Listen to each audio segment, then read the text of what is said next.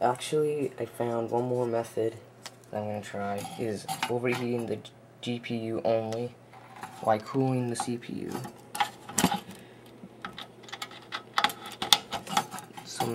I read it and it worked for people. Just put the fan like that, and then you can put the DVD drive back in.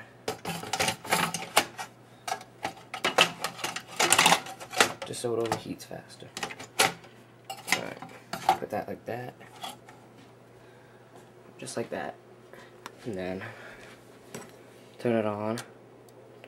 You let it go for about 15-20 minutes. And then you put the fan back in, let it cool. So after that's all done, I'll let you guys know. Alright, thanks.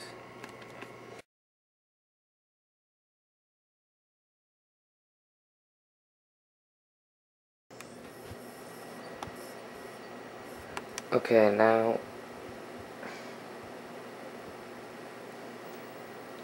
I did that